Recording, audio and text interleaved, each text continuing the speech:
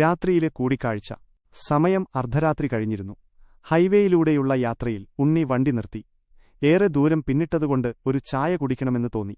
വിജനമായ ആ വഴിയിൽ ദൂരെ ഒരു ചെറിയ കടയുടെ മങ്ങിയ വെളിച്ചം കണ്ടപ്പോൾ അയാൾക്കാശ്വാസമായി. വണ്ടി കടയുടെ മുന്നിലെത്തി. പഴയൊരു മരക്കടയായിരുന്നു അത്. പുറത്ത് ഒന്നു രണ്ട് പ്ലാസ്റ്റിക് കസേരകളും മേശയും. അകത്ത് ചെറിയൊരു മൺചിമ്മിനി വിളക്കിന്റെ വെളിച്ചം മാത്രം. ഉണ്ണി ഇറങ്ങി കടയിലേക്ക് ചെന്നു. ഒരു വൃദ്ധൻ, ചുളിഞ്ഞ ദേഹവും നരച്ച താടിയുമുള്ള ഒരാൾ കൗണ്ടറിൽ ചാരി നിൽക്കുന്നു. അയാൾ ഉണ്ണിയെ കണ്ടതും ഒരു പുഞ്ചിരി നൽകി. എന്താ മോനെ വേണ്ടത്? ഒരു ചായ, ഉണ്ണി പറഞ്ഞു.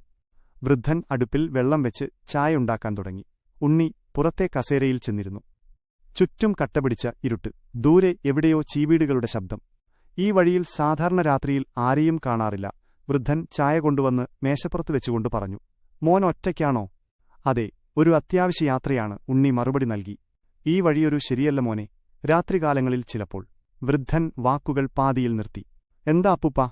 ഉണ്ണി ആകാംക്ഷയോടെ ചോദിച്ചു. വൃദ്ധൻ ചുറ്റും നോക്കി ശബ്ദം താഴ്ത്തി പറഞ്ഞു. ഒരു കാലത്ത് ഈ വഴിയിൽ ഒരുപാട് അപകടങ്ങൾ ഉണ്ടായിട്ടുണ്ട്, പ്രത്യേകിച്ച് ഈ കവലയിൽ.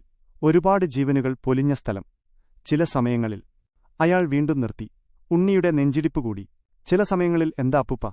ചിലപ്പോൾ അവർ പ്രത്യക്ഷപ്പെടും, രാത്രിയിൽ ഒറ്റയ്ക്ക് യാത്ര ചെയ്യുന്നവരെ തേടി.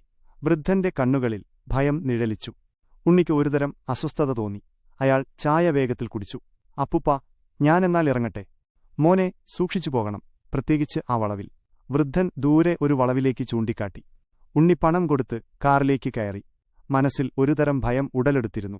അയാൾ വണ്ടി മുന്നോട്ടെടുത്തു. വൃദ്ധൻ പറഞ്ഞ വളവിനടുത്തെത്തിയപ്പോൾ അയാൾ വേഗത കുറച്ചു.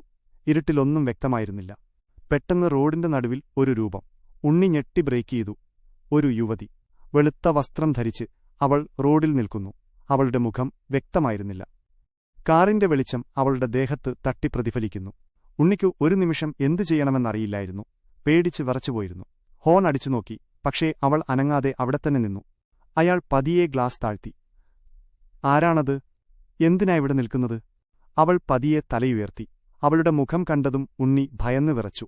കണ്ണുകളില്ലാത്ത കുഴിഞ്ഞ ഭീകരമായ രൂപം. അവളുടെ വായിൽ നിന്നും ഒരു നിലവിളി പുറപ്പെട്ടു. അതൊരു മനുഷ്യന്റെ ശബ്ദമായിരുന്നില്ല. കാടിന്റെ മൗനത്തെ ഭേദിച്ച് ആത്മാവിനെ നടുക്കുന്ന ഒരു ഭീകര ശബ്ദം. ഉണ്ണി ഞെട്ടി ഗ്ലാസ് പൊക്കി. വണ്ടി പിന്നോട്ടെടുക്കാൻ ശ്രമിച്ചു. പക്ഷേ അവൾ കാറിന്റെ ബോണറ്റിലേക്ക് ചാടി വീണു. അവളുടെ കൈകൾ വിൻഷീൽഡിൽ ആഞ്ഞടിച്ചു. അത് പൊട്ടിത്തെറിക്കുന്നതുപോലെ ഉണ്ണിക്ക് തോന്നി. അയാൾ ഭ്രാന്തമായി ഹോൺ അമർത്തി. എങ്ങനെയെങ്കിലും രക്ഷപ്പെടാൻ ശ്രമിച്ചു. ആ രൂപം അവന്റെ നേർക്ക് കൈനീട്ടി. അതിന്റെ തണുത്ത വിരലുകൾ വിൻഷീൽഡിലൂടെ അകത്തേക്ക് തുളച്ചുകയറാൻ ശ്രമിച്ചു. പെട്ടെന്ന് ഒരു വെളിച്ചം. ദൂരെ നിന്നും ഒരു ലോറി വരുന്നത് കണ്ടു. ആ രൂപം ഒരു നിഴൽ പോലെ റോഡിൽ നിന്നും അപ്രത്യക്ഷമായി. ഉണ്ണി ഭയന്നു വിറച്ച് വണ്ടി മുന്നോട്ടെടുത്തു. അയാൾ ലോറിക്ക് കൈ കാണിച്ചു. ലോറി ഡ്രൈവർ വണ്ടി നിർത്തി. ഉണ്ണി കിതച്ചുകൊണ്ട് നടന്ന കാര്യങ്ങൾ പറഞ്ഞു. ഡ്രൈവർക്ക് കാര്യമായ ഭാവഭേദമില്ല. ഇവിടെ ഇതൊക്കെ പതിവാ സാറേ, ഡ്രൈവർ ചിരിച്ചുകൊണ്ടു പറഞ്ഞു. ഈ വഴിയിൽ രാത്രിയിൽ സഞ്ചരിക്കുന്നവർക്ക് ഇങ്ങനെയുള്ള അനുഭവങ്ങളുണ്ടാവാറുണ്ട്. അപ്പാ കട? ഉണ്ണി ചോദിച്ചു. ഡ്രൈവർ ചിരിച്ചുകൊണ്ട് പറഞ്ഞു. സാറേ, ഇവിടെ വർഷങ്ങളായി ഒരു കടയില്ല. റോഡ് പണിതപ്പോൾ അത് പൊളിച്ചുമാറ്റിയതാണ്.